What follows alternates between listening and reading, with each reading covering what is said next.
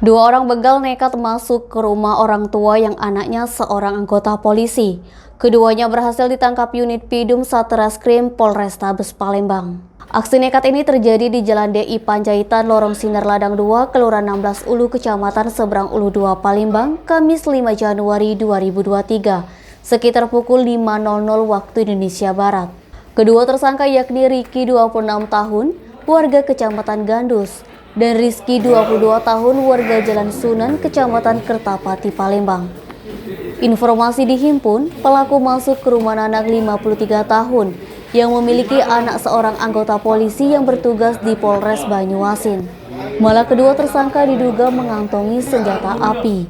Mukarom, salah satu warga yang tinggal di sekitar mengatakan, mulanya sempat ada aksi kejar-kejaran oleh warga di dekat lokasi kejadian.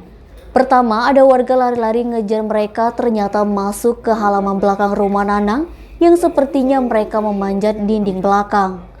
Kemudian setelah warga ramai, ternyata pelaku yang dikejar adalah pelaku begal. Saat diamankan warga sebelum polisi datang, kedua pelaku sempat dihajar warga. Sekitar jam 7 pagi dibawa polisi. Sementara Kasat Reskrim Polrestabes Palembang AKBP Haris Dinza membenarkan telah mengamankan tersangka begal. Denny, Sumek.co melaporkan. Jangan lupa like dan share video ini, subscribe YouTube Sumeko Official. Selalu terapkan protokol kesehatan, sehat bahagia selalu untuk kita semua. Sunan. Sunan ki. Kita ngapo kita ditangkap oleh ngapo?